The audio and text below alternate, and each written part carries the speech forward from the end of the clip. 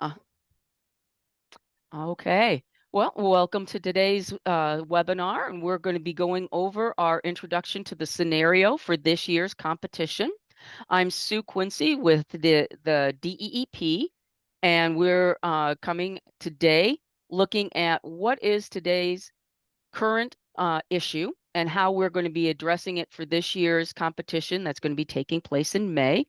I'm going to start with our screen share and sharing out exactly what we have and how to look at our scenario.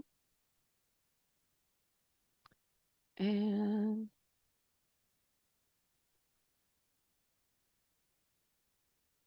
reviewing, of course, how we can possibly put it to our resources as well. So linking it not only just to the topic at hand, but back to what are the resources in the past webinars and pieces of information, because all of those parts build together to give you the information to answer our question and the task that's been put before you. And the topic this year is the renewable energy for a sustainable future. And that is a very large topic.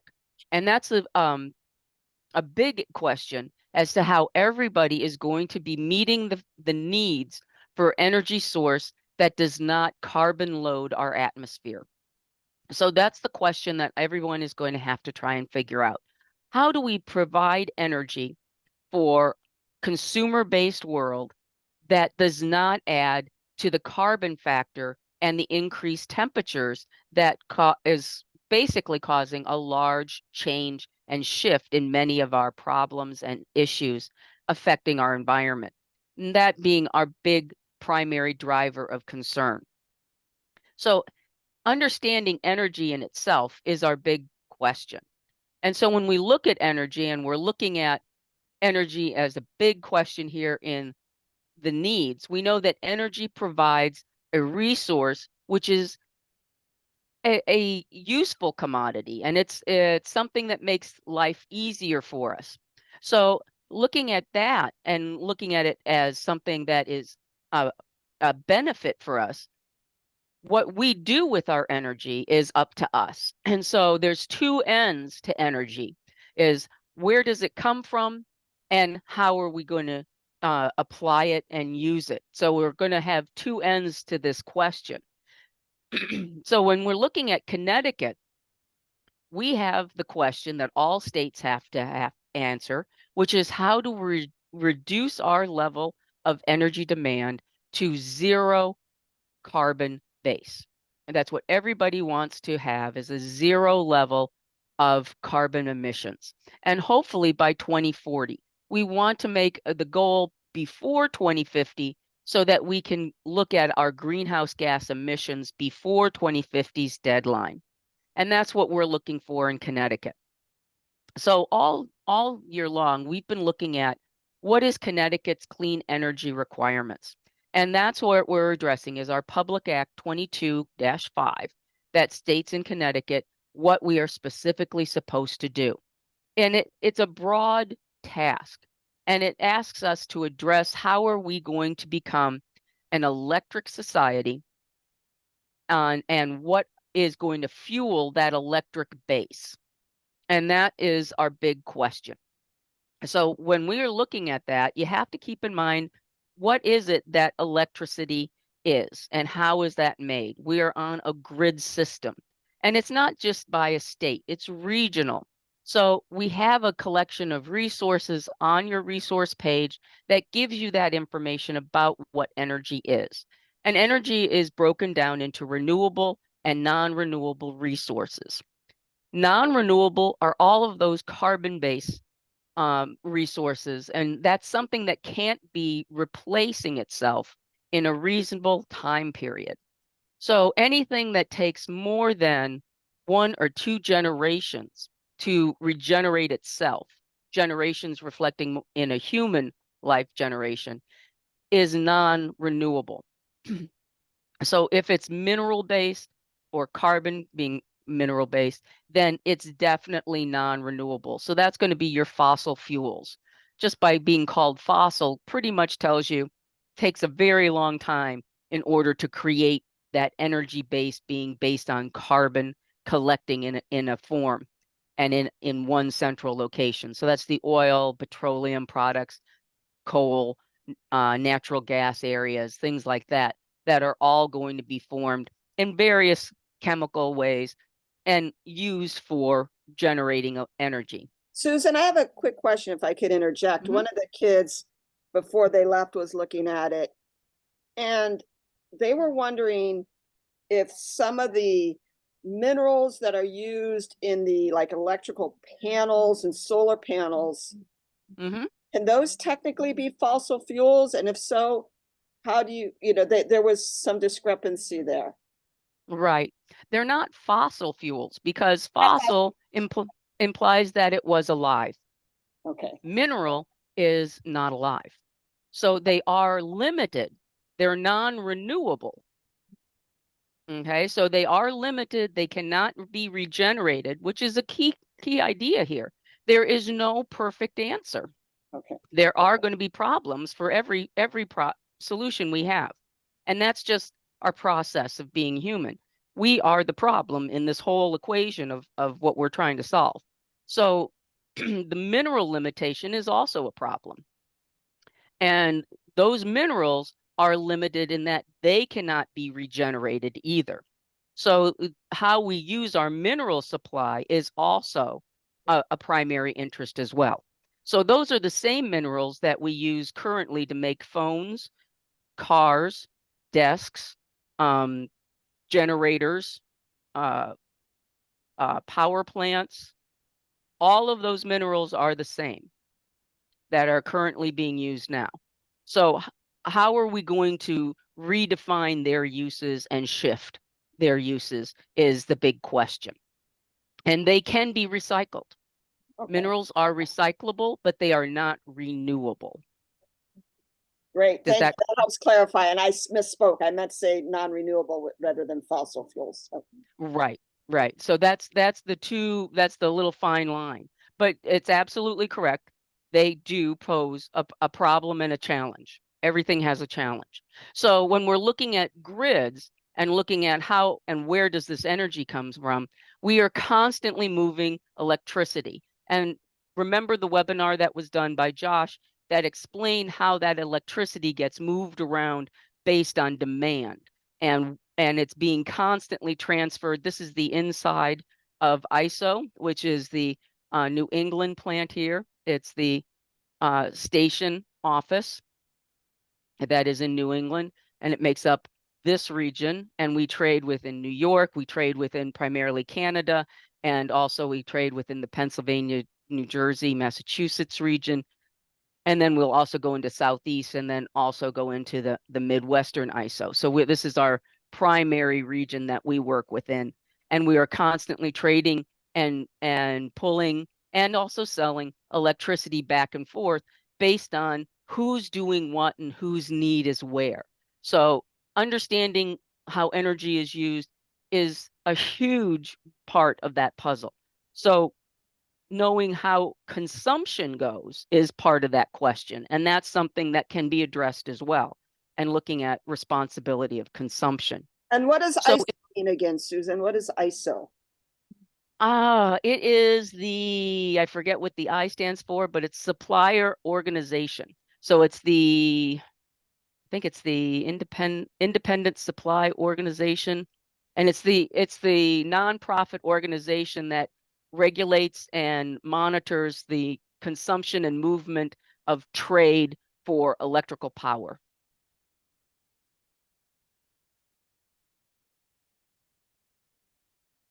And so there are these regional groups that are set up in order to make sure that that is maintained across the United States. I'll see if I can go back. And if we look at that, there are all these little groups based on regional abilities and needs. And then there's the ERCOT. That's that little Texas world. And they do not belong to any of these. These are regional grids. These are all power grids that are connected states. So all these states are interconnected by electrical power grids. and they have links between the regions. So if one region goes down, they can pull power from another region without huge disruption. Unless you have, like massive storm and lines are pulled down. But for basic emergency supplies and things like that, you have power grids that supply constant demand, and that's how they can get power from one spot to another. So power that's generated in Pennsylvania by wind energy is sold to Connecticut. And then solar power that is generated, or natural gas, because Connecticut is primarily generates natural gas. In Connecticut, we sell across the line to New Jersey. So we're selling and trading power all the time. Electricity that's been generated through different sources.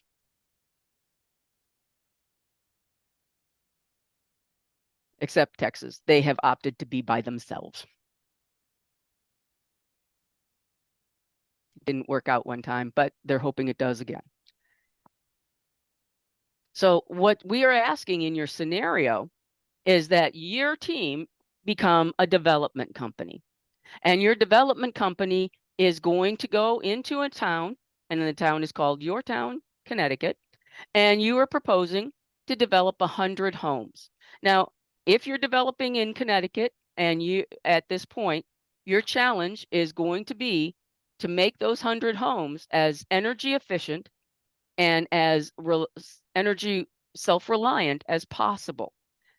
The goal is to make them 100% electric. So that's what we're looking for, is that we would like you to be electric power. What about Okay. what about geothermal? That's fine. Was that fine? Okay. Yeah. To be electric power means that your furnace will not be a natural gas furnace or an oil furnace. It will be an electric furnace. Geothermal generates electricity. So that's a renewable energy source that would generate electrical power or generate the heat. If you're doing geothermal in your house, it will heat your house independent of carbon-based heat. So you can combine that with solar, and then you have electricity that goes to the grid that's assisted geothermal. And then in the wintertime, you're heating your house and not drawing from the grid to run your furnace as well. So we'll get into a little bit of how that can help your scenario out. So your team wants to put in 100 homes, and you get to decide what type of housing you want. They don't have to be freestanding homes. They could be condo homes.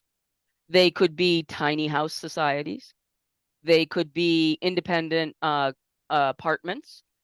They primarily are looking at family styles. So for 100 homes for families of 4 looking at. Each home would be able to have 1 car. So you're not looking to have homes for 2-car garages or 3-car garages. You're looking for 1-car garages. You could have cars and electric bikes. You could have houses with parking garages. You could have houses with a parking lot that is covered with solar panels and charging stations for your cars. You can have any variety of ways you want to set this up. This is your design, because what you're trying to do is provide for the housing, but also minimize your impact.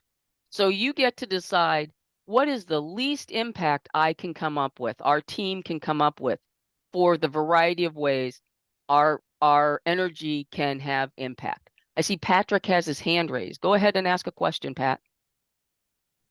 Yeah, are all the cars electric, or are some of them, do some of them use gas? You can have a hybrid electric, but it has to be a plug-in electric. Okay. Yeah, there is something, it's called what? It's called PHEV or something like that, Patrick, I think, yeah.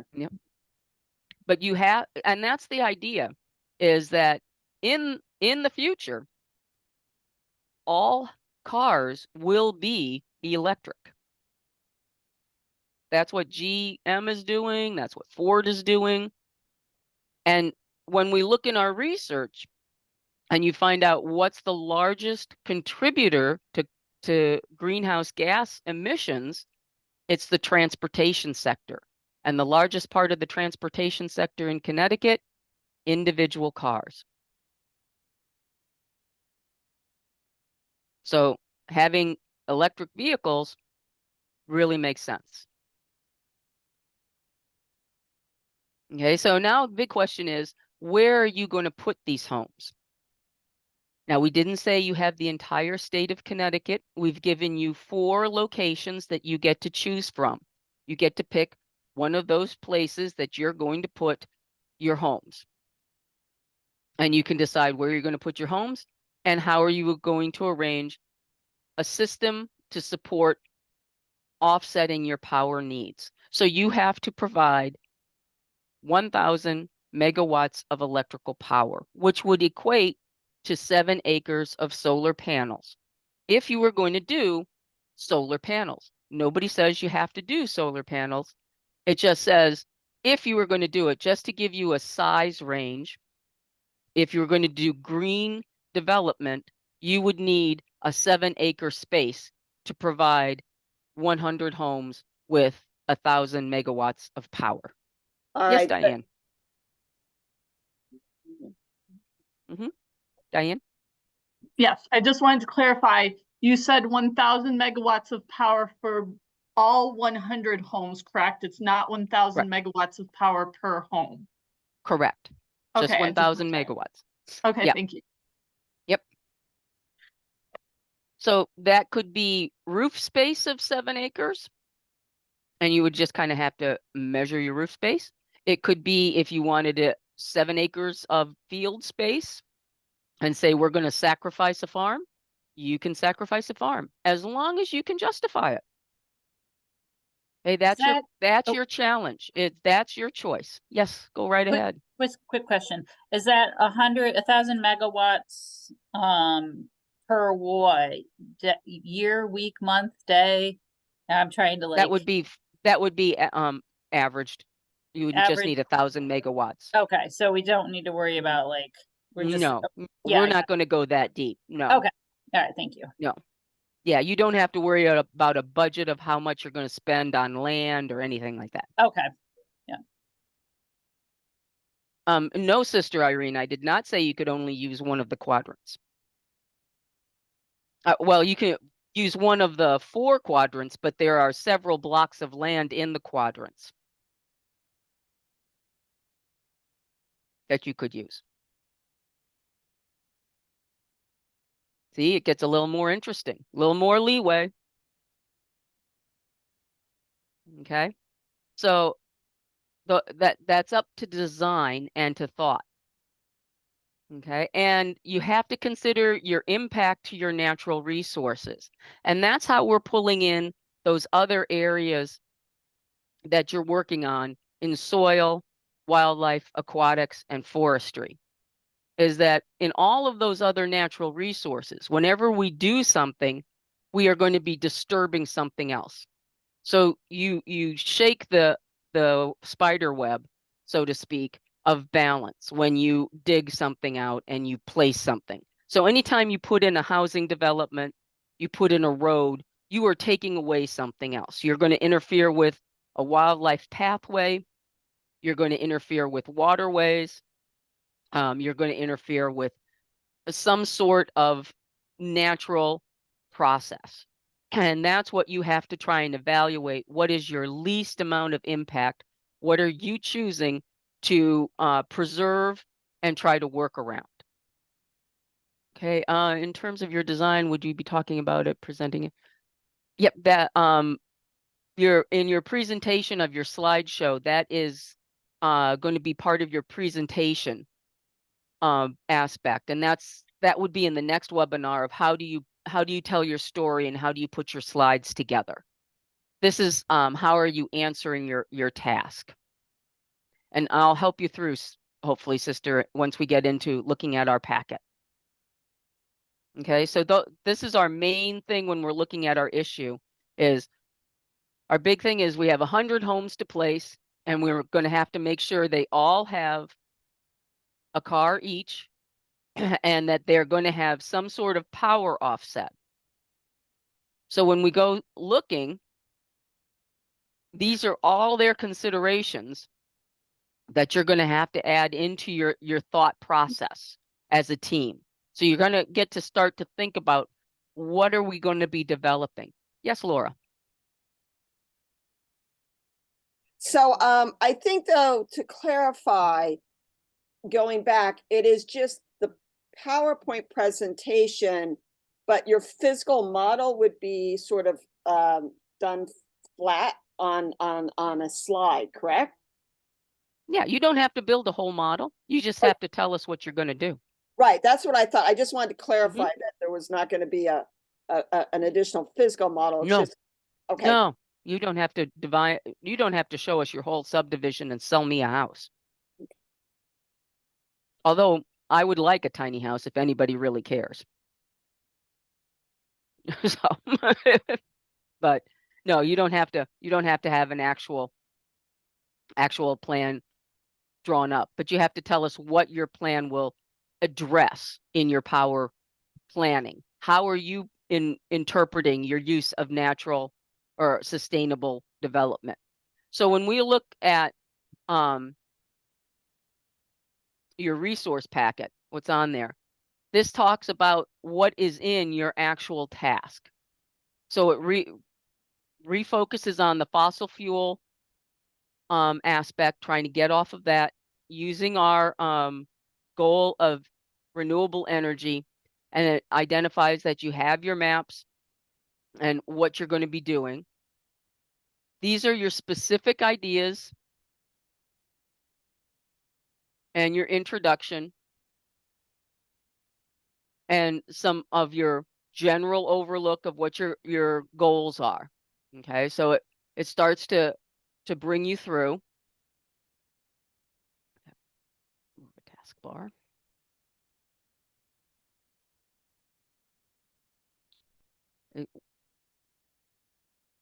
In your packet, these are your 4 quadrants. So we give you the northeast, northwest, southwest, and the southeast. Hold on one second, Diane. Let me go a little bit into the packet, and we'll see what we can answer first. So in the packet with these 4 quadrants, these are the areas you get to select. So your team gets to consider, which one of these quadrants do you want to select to build your homes? And then you have to ask, why are you selecting these quadrants? And these are the parcels of land you can identify to build in. So if you're going to select any one of these areas, you have to tell us which quadrant and what parcels of land are you going to be utilizing. What are you going to be doing on those parcels of land? Would you be building the houses? Would you be putting up solar arrays? Would you be doing terrestrial wind farms? Why would you be putting whatever you put there? Would you be doing geothermal, electric collection? Would you be doing anything else in those areas? You know, whatever you have come up with, you would just be identifying. So we then go into the second map. This is a picture of Brownfield 1, which is this in Northeast. So it gives you an image of what this piece of land looks like.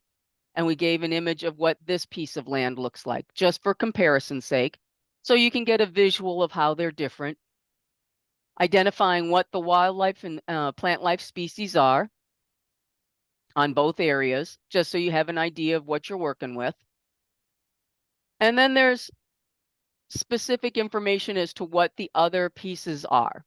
So in Northeast parcel, besides the brownfield, it has 50 acres. So the brownfield spot is 50 acres of land.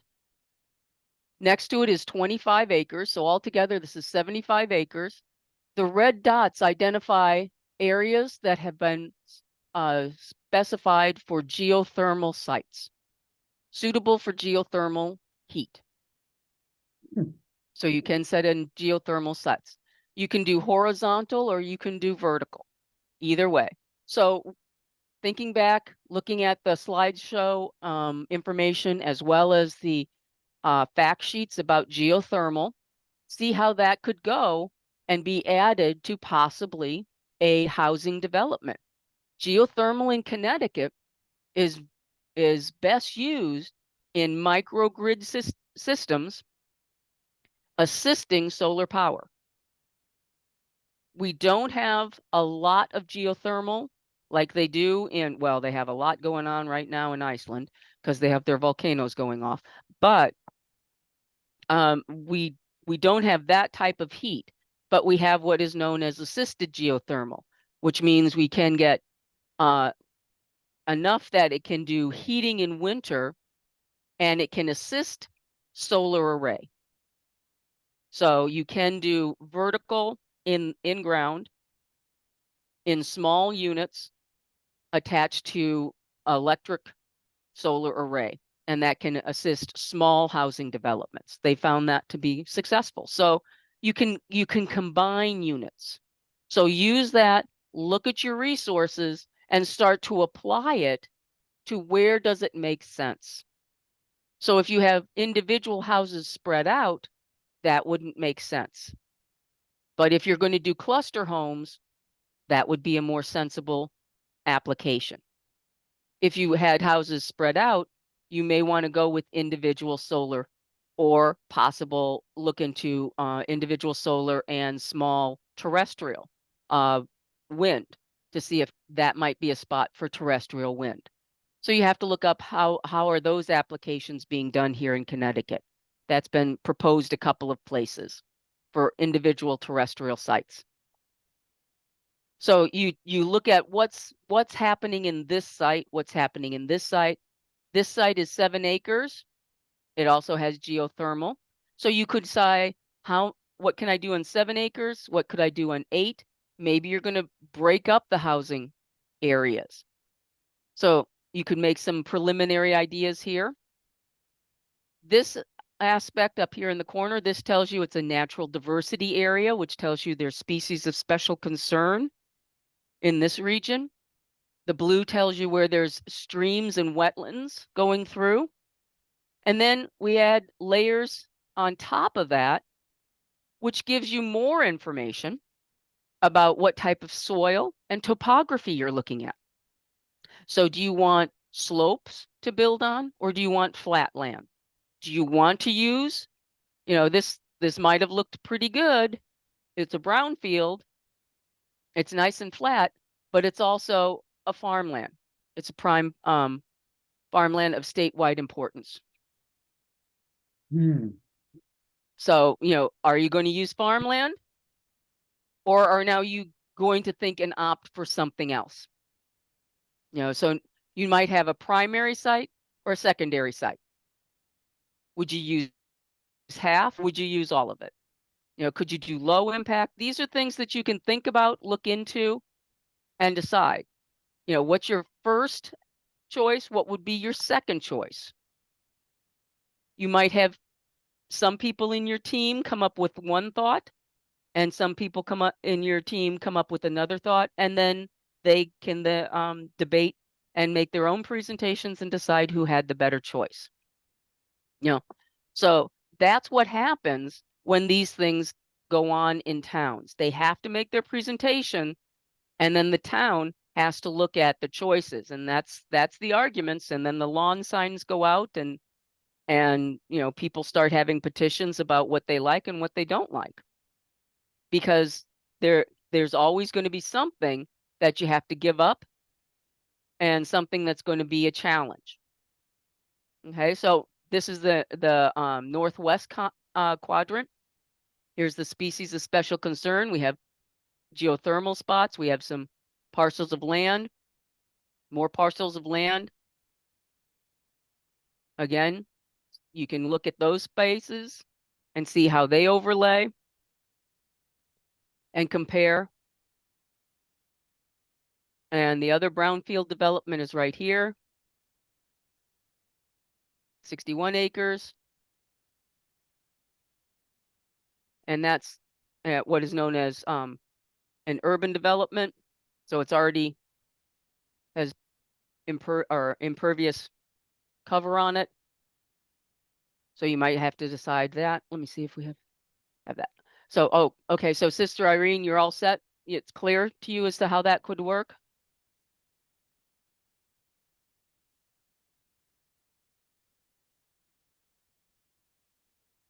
Okay. Now, yes, Laura or Lori.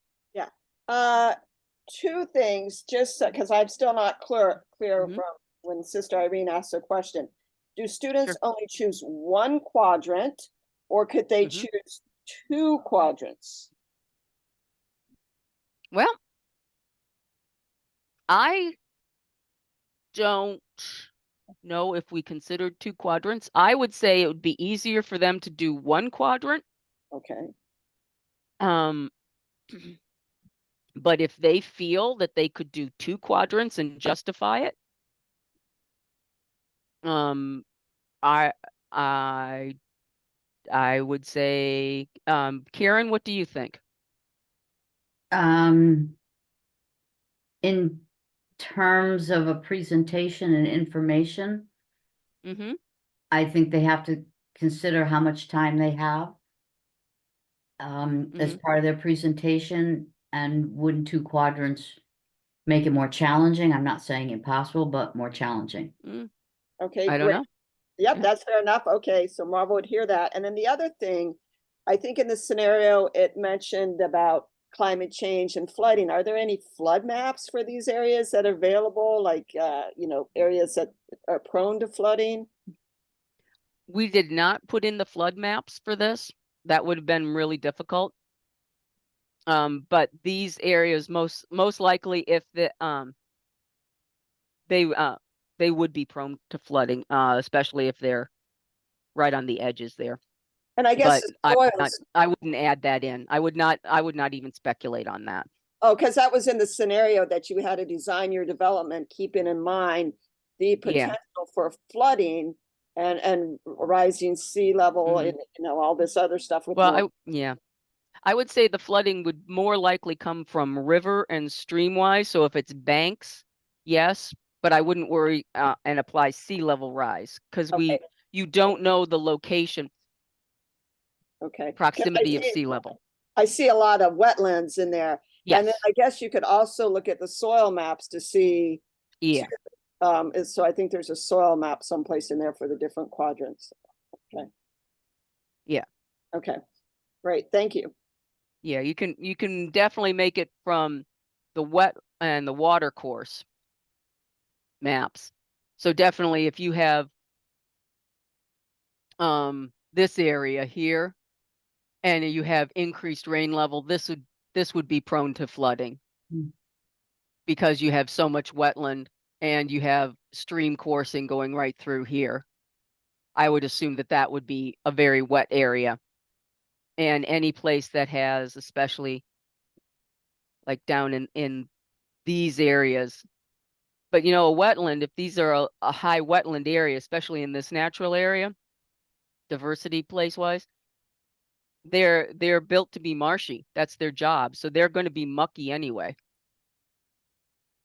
And here you have highways. So that's another consideration there.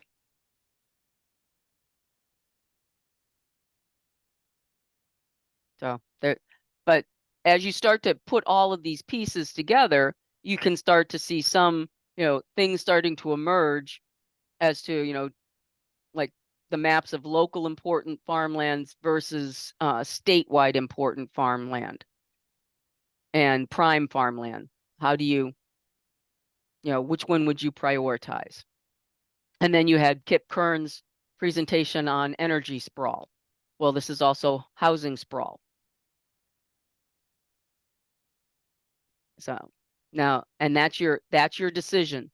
So your job is to sell the idea of where you're going to put this with the least impact.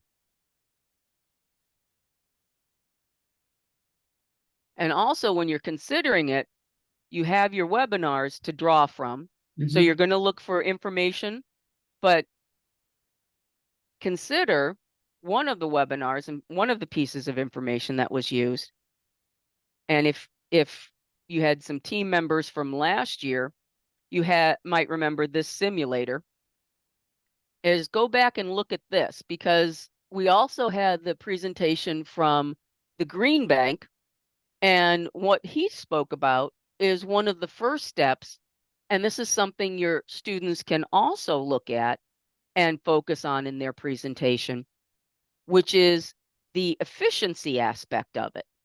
Is what are you putting in the design of the house itself?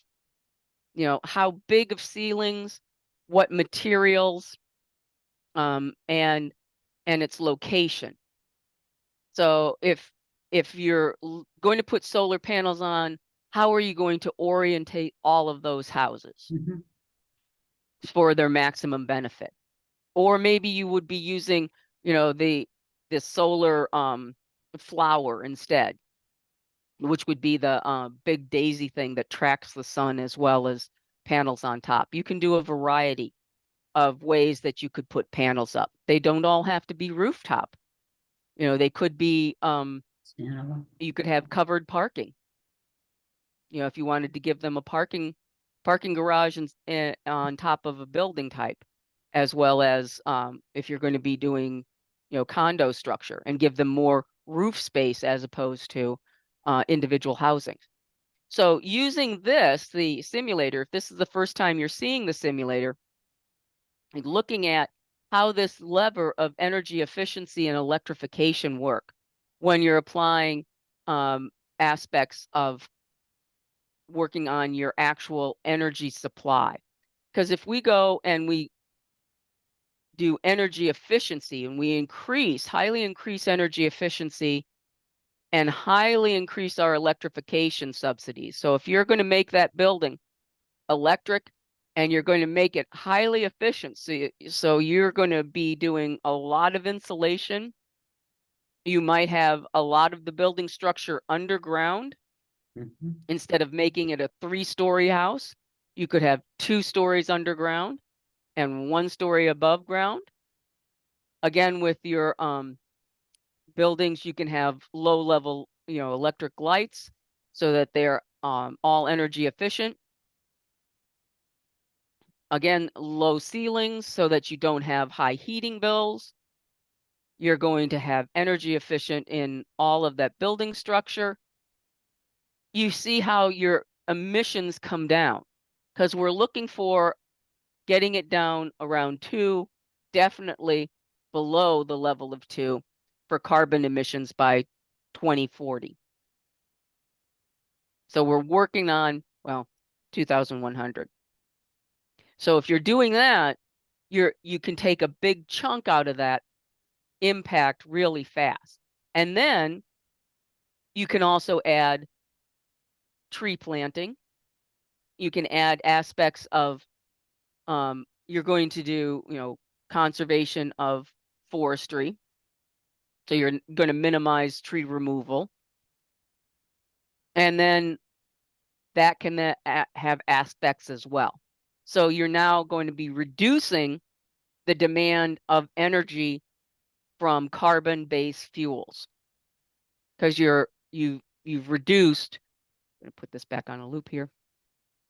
Oh, well, it's not that. I gotta start it over. But you've reduced the amount of demand here, especially on your oil and on your natural gas demands. And you've increased your demand on the band here that's renewable energy.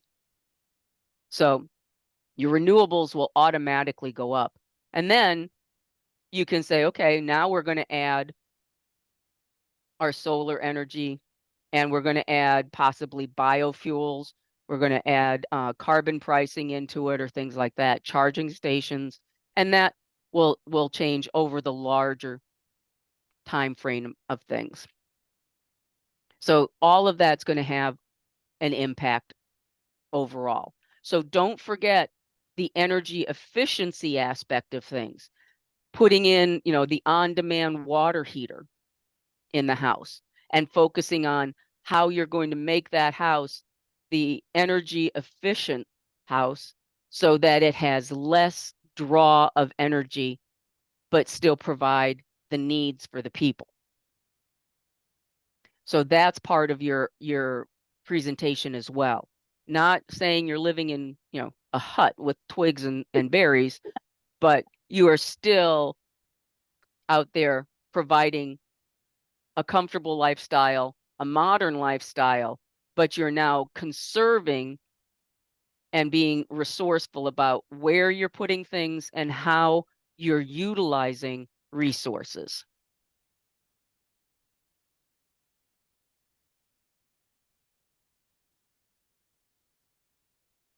Susan, can I ask a couple questions? Sure. So first off, when we're talking about the quadrants on the maps, are we limited to the spaces that are outlined and given acreage, or can we go to some of those other areas that are in that quadrant and talk about building in those areas? You are limited to what you have been identified to go to. I don't understand what that means. So Just use those quadrants. okay, so Just the use those quadrant quadrants. itself, anywhere in that quadrant, it doesn't have to be the specific acreages that have been outlined within the quadrant. No, the spaces and places that are identified in that quadrant. Oh, okay. So we are limited to those. Yeah. Okay. Yeah. And then the second question was, I didn't see anything about like a timeline for this building. Is there any like No. timeline requirements like for remediating brownfields or anything like that? No. Okay. No, we don't want the kids to go absolutely into the weeds of building a development. That's not the point. The idea is to look at where are the considerations of how you would go about weighing the aspect of the resources. Okay, great. Thank you. That's really what we're looking at, is because, we all like on their own, yes, the renewable energy everybody loves. And like you pointed out, the minerals to make a solar panel are very limited, and those things are part of those pros and cons. And that's why in the presentation portion, it identifies what should be is included in that presentation. And that's what we will be talking about when we're looking at how you're doing your presentation and what should be included for those points. Because in the rubric, that's where part of that grading is. We want students to identify what are the pros and cons of the different choices that have been identified. So yes, we're using solar panels, and we know that those minerals are highly valued and are limited. But 95% of solar panel is recyclable, and now recycling programs are being put in place for solar panels because now they're being utilized. So, build it, they will then need it. So nobody set up a recycling program for solar panels until people started using solar panels, that type of a thing. So that's the resource, that's the discussion they should be including in it. And that's what we'll be talking about when we talk about how they're graded in their scenario. So we really want them to start looking at what's their decision and what's their design. Yes, Lori. So when they're designing, could they, if they are familiar with places where they could source materials that do not impact social justice issues as much, could they articulate that, since Yes, there's no budget? Okay. right. then, Absolutely. and then Because Go ahead. I'm That's part of it as well. Is looking at, we want to have a low impact. So if they want to put that in, that's absolutely part of it. Okay. And then the other thing was trying to figure out in the design, are you looking at, environmental justice, environmental equity, all these different things? Are you looking at it in terms of who's going to live there and how you're going to help them and how you're going to help them afford the houses? Are you looking at Hmm. a broader picture? No, that would, either one would be correct. Definitely if you're going to make, certain houses, is it going to be equitable for everyone to be there? Is it within everyone's affordable range? Or is it, a design that's not affordable and equitable? So definitely keep that in mind. And if, for instance, you're making it, subsidized or equitable for everyone, highlight how you've addressed that.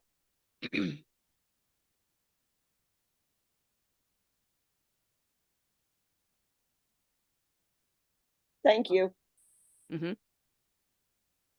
Especially if you've chosen one of the quadrants and one of the parcels of land that would be a social justice focus. So would it be something that would be, helpful for a community?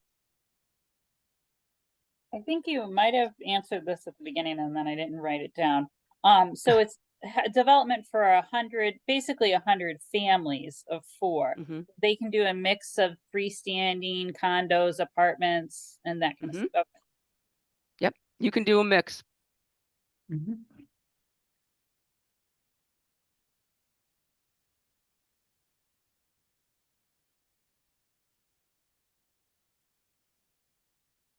Okay, so hopefully that gives you an idea of what you're looking at.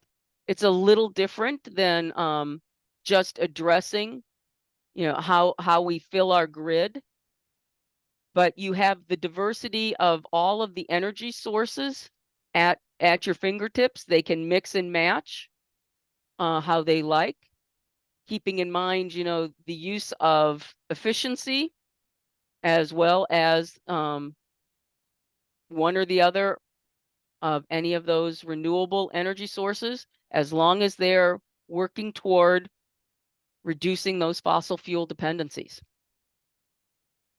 Another question, Lori. Yeah, sorry, I have so many questions. I'm much better No, with that's okay. salamanders and birds and all that stuff. But anyway, I need clarification on the microgrid. I know we're on a regional grid based on your conversation. We borrow things. But I also know that there's microgrids, and I think I remember that mentioned in the scenario. Can you Mhm. just elaborate? Because I don't think I know really what a microgrid is, and or my kids either. So if you could elaborate on microgrids versus like these regional grids and things like that. Okay. Well, there are towns here in Connecticut, like Wallingford is one. I can't think of another town. I just know Wallingford's, close by here. They have their own electric grid that they generate their own power for their town on. And there are some housing communities that also have their own electric grid that generates their own power. So they have their own solar panels, geothermal, and possible natural gas depending upon their mix. And they buy and sell their own microgrid mix. So they have their own electrical community that buys and sells power for their own town, separate from the main grid of ISO. So they are their own independent group from UI and from Eversource.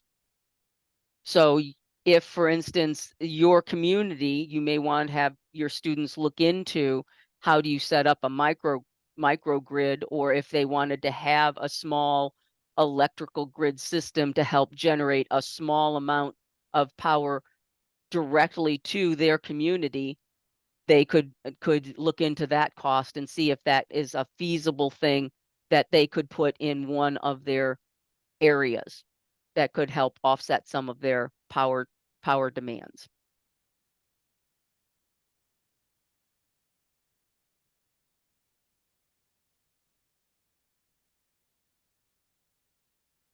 Thank you. Alex has a question. If looking for full green space. Oh, for the full green space. So if you were going to do 7 acres of land, if for instance, you were going to put in the housing complex in one spot and you're going to say, we're going to put in for 1,000 for the power demands, we are going to put behind it 7 acres of solar panels behind our 100 homes. Problem solved. So if you chose the 60 acres of land and you say you're going to develop your 100 homes there, and you're going to, describe, the homes you're going to build and how many acres you think you're going to use for the homes and what types of homes you're going to use, and you're going to provide 1,000 megawatts of power for those homes through the panels, you're going to need that 7 acres of land that you're going to put up those panels on. That's the space. And you're going to be using green space for that, which is pristine, undeveloped land is referred to as green space, as opposed to putting those solar panels on top of rooftops or putting it on garages or covering parking lots. That would be brownfield development, is putting it over hardscape. And so there's 2 different ways of developing land: green space or brown space. Does that answer your question, Alexander?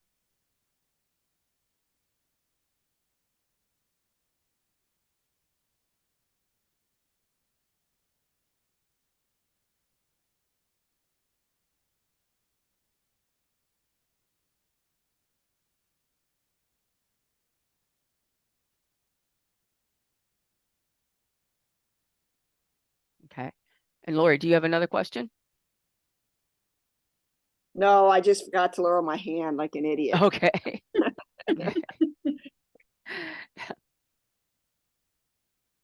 And Diane, you have the Norwich on your chat. Is there a question about Norwich? No, we have our own grid too. Oh, Norwich has a grid. Okay. I'm like, What if the kids want to add in nuclear? Like we have the 2 nuclear power facilities. Is that considered an option still for going to nuclear is extend- an option. Okay. It would be a tough option to put in. Right, but to like draw But- from the current, like what we already have in place. Yeah. Well, yes, but that is currently feeding the grid.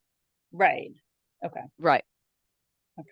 So So- what the scenario is asking is you need to have something that augments pulling from the current grid.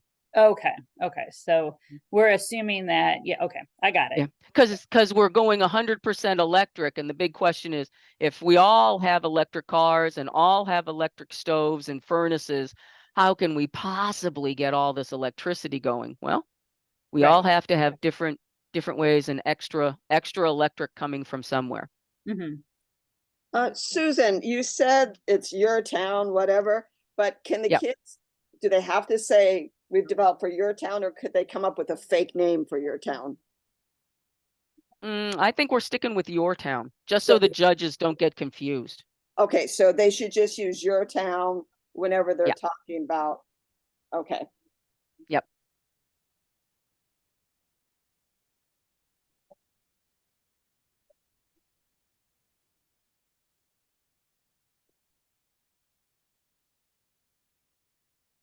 See, now those maps aren't that scary, right? It's just the same quadrants with more information.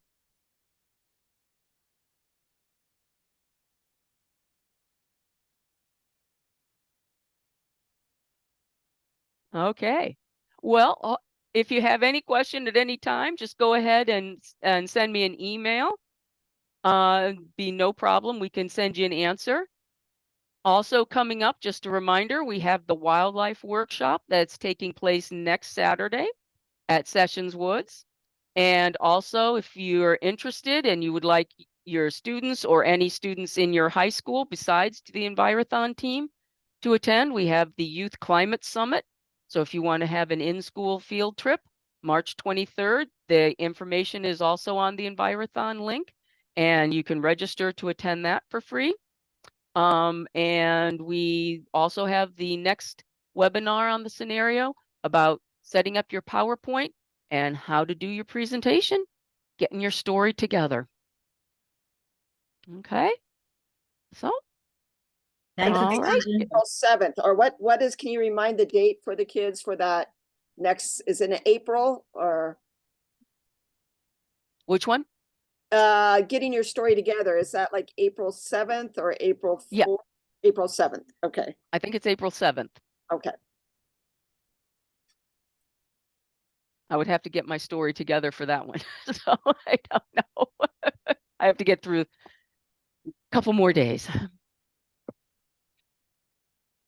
All righty. Well, have a good weekend. Hopefully it'll dry out and we'll have less mud season. Thank you. Okay, thank you. everyone. Thanks. Okay, bye-bye. Thank you again, Susan.